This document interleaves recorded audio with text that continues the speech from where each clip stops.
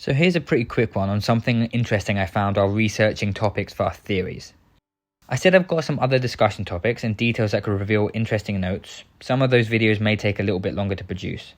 But following on from my previous video and revealing some greater backstory behind the mask and discussing in the comments, I may have found an interesting thread to pull at. I talked about the mask's history, linking it to different pantheons.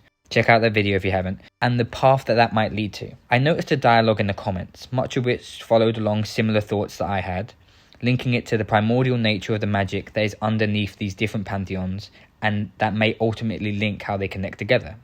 The question is, of what is beyond? Some had questioned if this could link to Athena, and how she had ascended beyond godhood. I said I did have thoughts on where the other two pieces were found, and why it would make sense that they were found in Muspelheim and Niflheim specifically. However, while reviewing comments, I did say we were unaware of where Odin had found the first piece. I have since learned, however, that I was wrong. I noticed that in some Mimir dialogue does allude to where he got it from, which leads me onto the interesting thread to tug at. The dialogue in question has Mimir recall a story.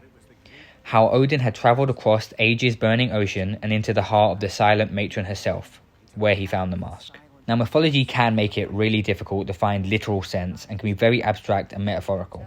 But Aegir is the Norse personification of the sea, and the silent matron might be referring to Gefjon, a deity who is associated with ploughing the Danish island of Zealand. What could be more interesting, however, is relating this to the real world. You see, mythologies are linked. Many have been rewritten, modified, and built upon each other over thousands of years, adapted by various cultures. It is not difficult, for example, to draw parallels between the Norse myth and Greek myth, titans to giants, the birth of the gods and their creation myths, and even some of the individuals themselves. As such, works over history have referred to some of these individuals as one and the same. In some works, Gefjon has been referred to as Aphrodite, and in others, Athena. Could this be coincidental, or a deliberate note from the writers? I guess we're going to have to pull at that thread to find out. Side note, also someone else in the comments mentioned how they would have found it funny if the other side of the realm tear is just the writer's room working on the game, their true creator. Now that definitely has potential for a funny gag video, and I'm going to need to look into if I have the resources to make that. Okay, anyway, like the video if you've liked it, subscribe for more, and let me know what you're thinking. Until next time, in case you didn't know.